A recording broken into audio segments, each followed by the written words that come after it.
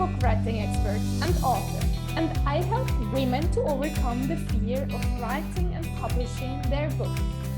Today, I'm so excited to have Barbara Roux-Levrat from Switzerland with me. Barbara is an emotional strength expert and speaker helping women who are too nice to become a kick-ass. Barbara, originally from the Dominican Republic, used to be a people pleaser. She was so busy trying to do everything properly that she disconnected from her own heart. As a result, she found herself in a toxic marriage to a narcissist. She was doing work she didn't enjoy, and she doubted herself constantly. Fast forward to today, her life is filled with her biggest dreams, the family she always wanted, the work that makes her heart sing, and the lifestyle that she absolutely loves. What changed? She reconnected to her heart and learned to lean on the universe to get what she wants. Welcome to the show, Barbara. Hello, Esther. Thank you so much for having me here. I really appreciate it. Thank you for being here. It's a great pleasure, Barbara. So let's jump to the first question. What has been the turning moments in your life?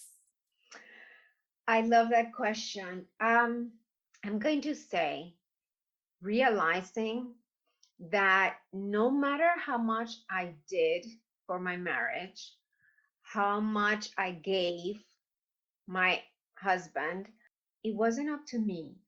I wasn't going to change him. And I needed to change myself. That was my biggest turning point. And from then on, everything unfolded, right? So it was like, oh, stop trying to make him happy, right? Stop trying to make him, wow, be in a good mood, right? I thought when he was in a bad mood, it was my fault. And I would try to do everything and to change his mood. And then I realized, no, his mood has nothing to do with me, right? And this was learned behavior from my own parents, right? I saw my mom doing this all her life.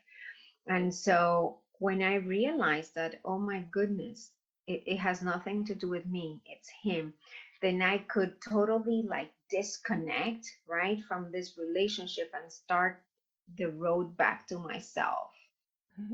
Do you remember when you realized that? I really do, Esther.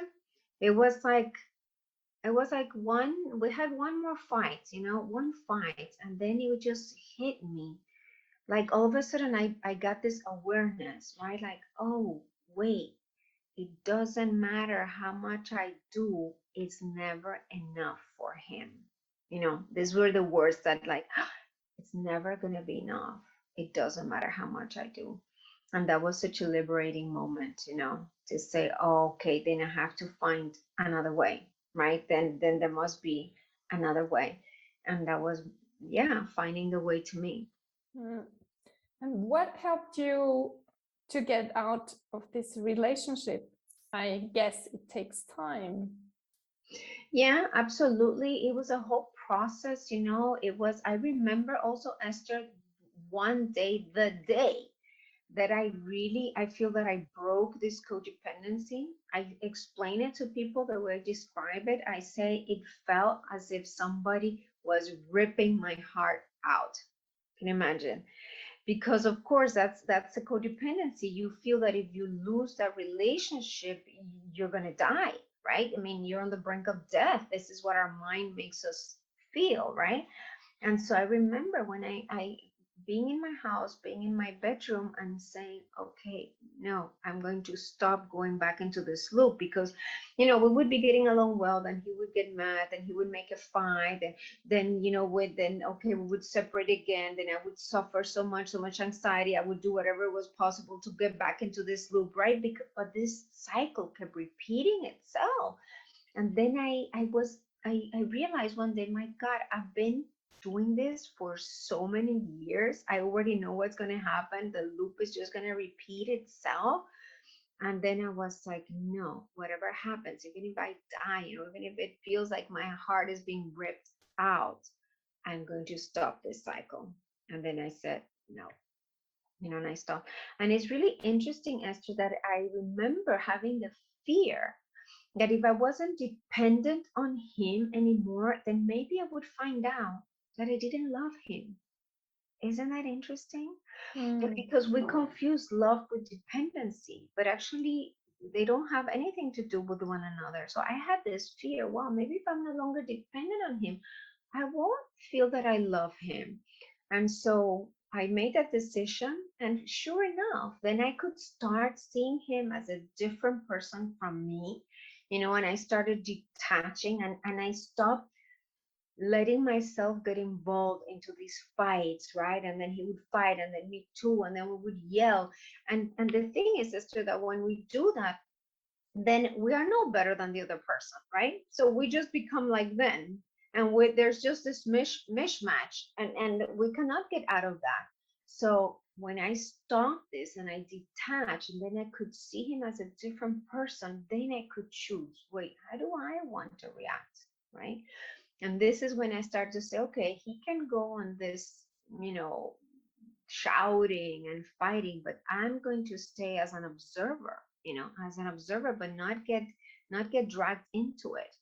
And that was the best thing I did, because then I could start building myself up and preparing myself, Esther, to have a relationship with somebody that was like me, like I had become, right? Somebody then, calm, who was not going to shout, who was not going to fight, because, right, we attract what we are, right? So that's the beauty, that we only need to change ourselves. Can you talk a little bit more about maybe your parents, your childhood, why it came that you ended up in a narcissism relationship? Yeah, and this is always the case, right, Esther? Like these addictions always come from our childhood. And what I realized is that my parents had modeled very much a similar marriage, right? My dad was somebody cold and distant, and he would get really mad.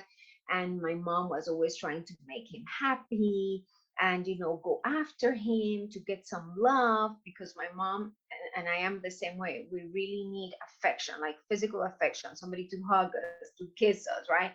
And so I two things I would say. I saw this behavior modeled by my parents, and also, Esther, I craved my father's love, which is another, right, determinant into why I was attracted to a man like that, because I was craving my dad's love. So when somebody showed up that was similar to my dad, immediately, right, my nervous system was like, oh my God, here's your opportunity, right, to get the love of somebody who is like your dad, and so yeah, now I can see it so clearly.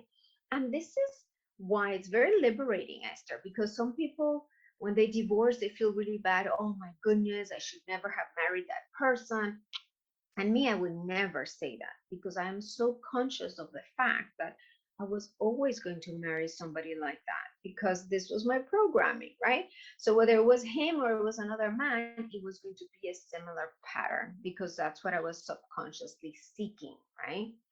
And it was only after doing the inner work that then I could bring the subconscious to the conscious, right? And then truly change that. Then I stopped being attracted to men like that. And then I became attracted to a totally different man, right? And this is how I could manifest my partner that I have right now. And what helped you, maybe more specifically, to reprogram yourself to find the love you have now?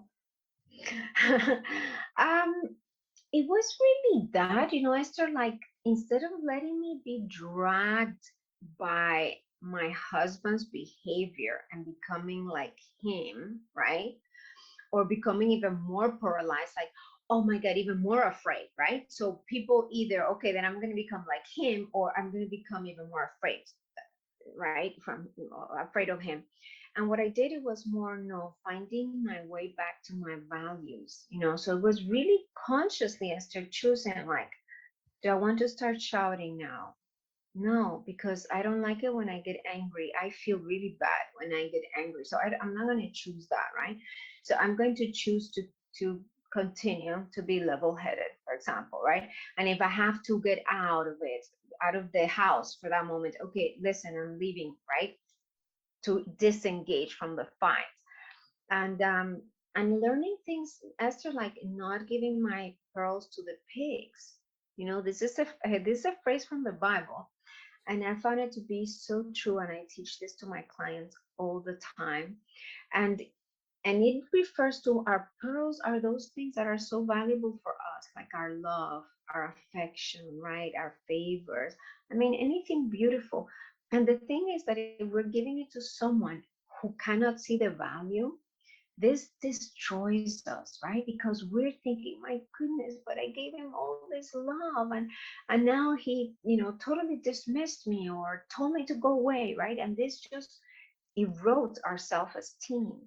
So I learned this as well. Okay, no, I cannot. So it was like a lot of becoming conscious of my behavior by becoming an observer of myself, right? And this is how we can also observe our ego. This is what my identity, my ego is doing, and how do I feel about that? I'm just observing it and then choosing differently. If someone is listening now and is still in a relationship which isn't that good, what do you recommend? Where to start? Yeah, great question.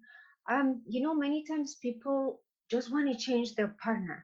Okay, I'm gonna leave John and I'm gonna go with Michael.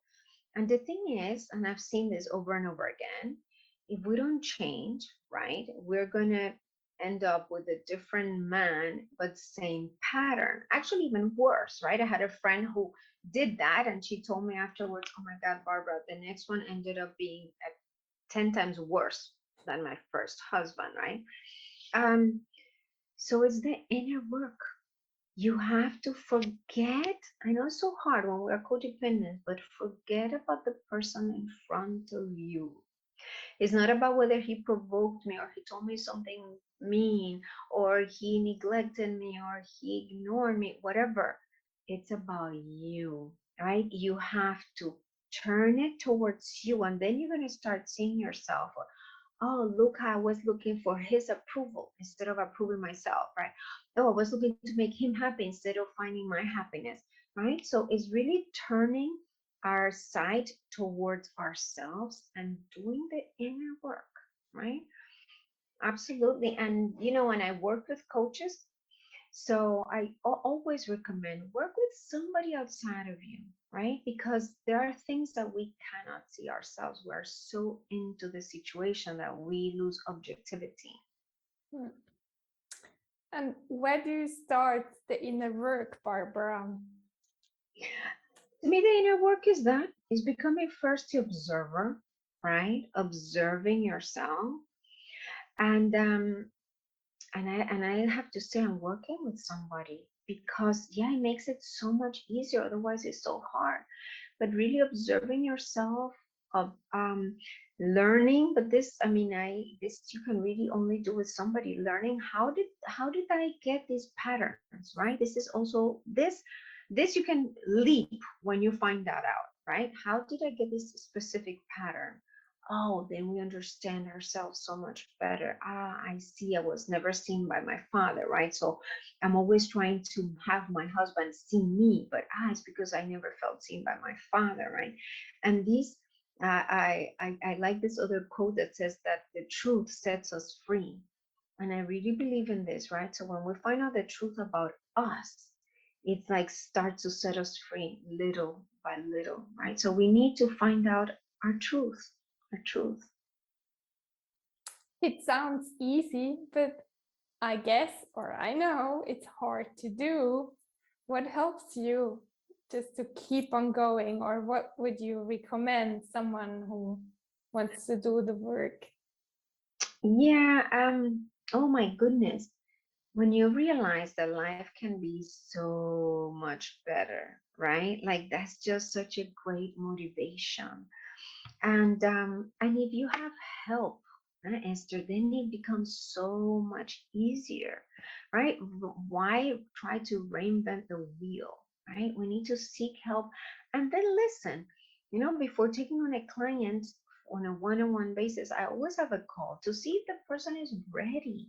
Not everybody's ready to be coached, right?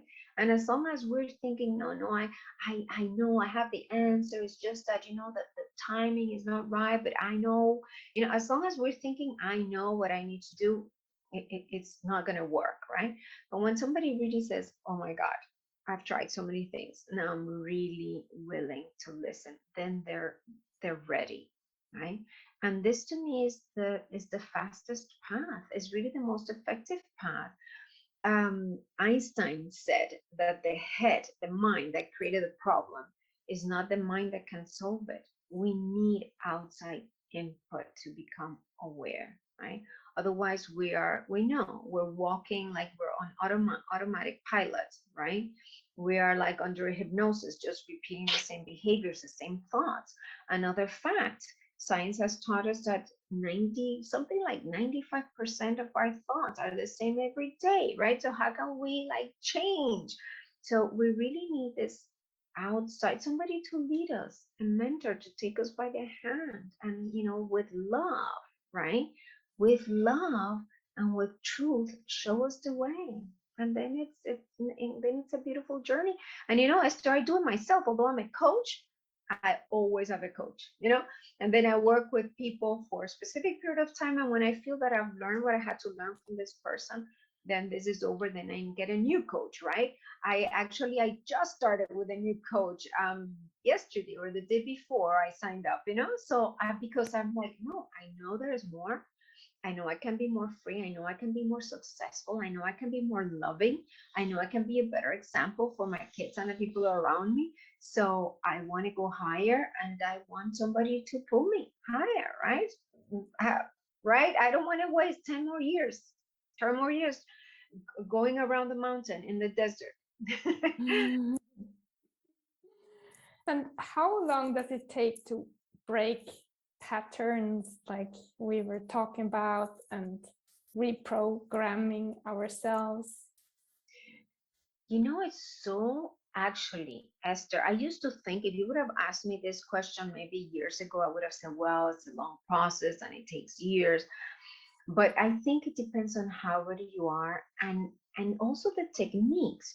That it was amazing. I had one session with a coach with a very specific technique that I love.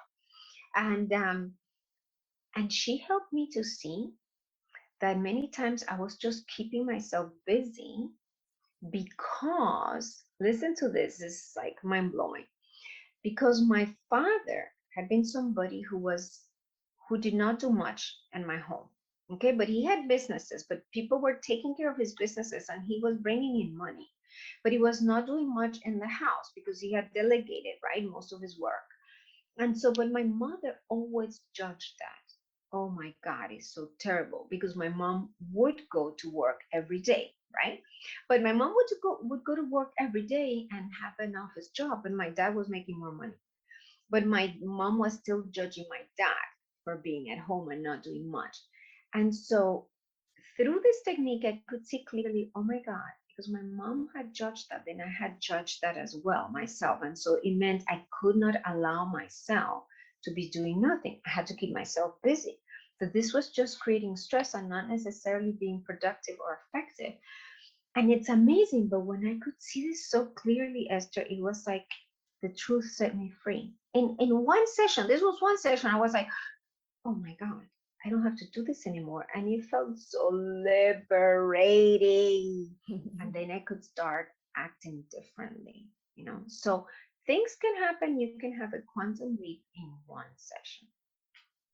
And what did you change after that session? So then I was like, I felt liberated. Oh yeah, I don't have to be busy just to be busy. So I'm going to take my time, go do my nails. Yeah, take care of myself, really love myself, take more time to even do, for example, EFT, tapping, right? Then it was like, no, then I was doing what I really wanted to do. And the thing is, what I was saying in the beginning, the more we are following our heart, and our heart is always what we love, right? Our head is what you have to, you should, you must, you should be busy, you should be doing that, you should be posting, right? You should be advertising, whatever. But our heart is like, oh, I really would like now to do whatever, and it can still be posting, but it's coming from my heart, not because I need to. So, yeah, so Esther, I can tell you from one day to the next that changed. So, I love this type of coaching. Now I have become certified in this coaching technique because I found it so amazing as well, you know. And so things don't have to take years and years, but we can quantum leap little by little. And of course, there are many layers to us, right, Esther? So it's not because I had one session on that, wow, now my life has been solved, right? No, there are other issues, but the more truths we find, the more liberated we are, and yeah, and the more liberated we are, the more we are creating the life that we really want with ease. Because I'm convinced, Esther, as I was telling you before the interview, I'm convinced life was created to be easy, you know. And I don't know if you're religious. I always use Jesus and the Bible just because I have a Christian upbringing, but can apply to anybody. But Jesus said that. He said, if you are tired and weary, come to me. Give me your load, your burden, and take mine, which is light. And I realized, oh my God, this is how God designed life to be light, that we can be like children, right? Children are not burdened. Oh my God, I have to do this. And if I don't do that, then no. Children are like, oh, I want this. And I feel like jumping now. And now I feel like reading a book, right? It's like, yeah, driven by their heart. And that's what I aim to do. And that's what I've done, like more and more be led by my heart and less blessed by my head. And that is a life of liberation and joy. Beautiful. So, where can people reach you, Barbara? Um, Actually, the best place would be Facebook. With my name, I'm the only person with this complicated name, and I'm sure you're gonna put it in the notes. But really, because this is where I'm posting really daily, and people can really get a feel for my work and just learn, right? And I love to share what I'm discovering and the things that have liberated me. Great. Can you give us, for closing, 3 tips you would give to your clients to become a kick-ass? Okay, the first one I already mentioned, but I'm going to mention it again, is don't throw your pearls to the pigs, right? So that means as soon as whatever you're giving and you realize, oh, somebody's not appreciating it, right? They're not saying thank you. They're not saying, oh my God, I really love what you're doing. Don't do it, because it's going to erode your self-esteem, right? So just stop.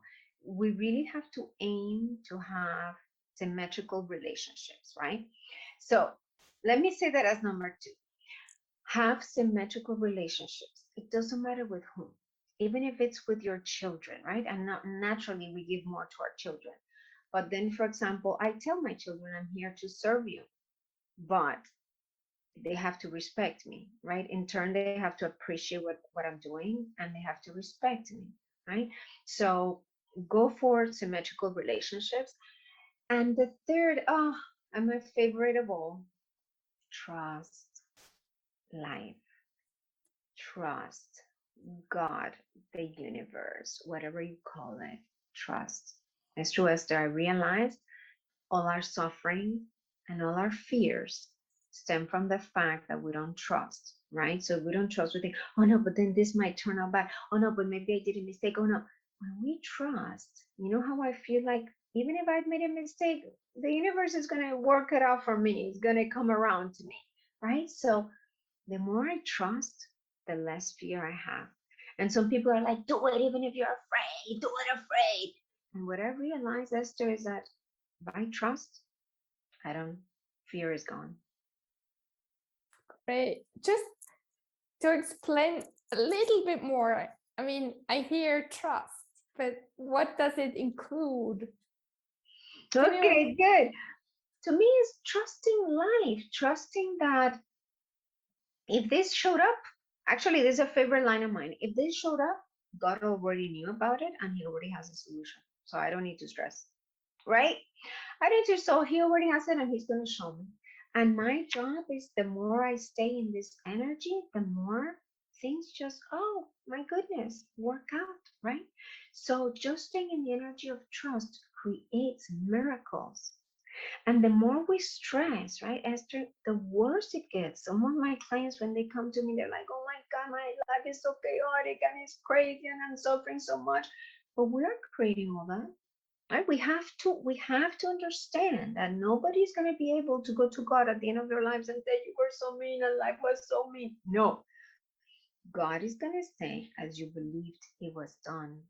Right, Esther? And this I realized. So when people were really worried about getting corona, I remember I told my mom, I'm more worried about which thoughts I think, which feelings I feel. Right. So when I start to feel fear, for example, Esther, I'm like, no, I'm gonna do tapping or whatever, but I'm gonna get out of that. I'm gonna go into trust. I trust things are gonna work out well. How? Sometimes we don't know how, Esther. But when we start to trust, that's like a seed that will, create this plant and you will see the results. And then so many things in my life, Esther, have been answered like that. Oof, oh yeah. Like even my partner, right? When I decided that I didn't want my marriage anymore, and I said to God, God, thank you for my marriage. It was 20 years, now I give it back to you. And then I said, and now God, I want a man who is like this, da da da da da da. I did a whole list. 3 months later, Esther, this man showed up, totally showed up. And the day we met, we fell in love, right? What did I do? I didn't go on a dating app. I was not looking for anybody. I just asked and trusted. And that is the most powerful thing I believe we can do. Very beautiful. Thank you so much, Barbara, for sharing all your wisdom. Thank you. Oh, my pleasure, Esther. Thank you for giving me the opportunity. I want people to live happier lives and to not be stressed and to trust more because we were created to live in paradise.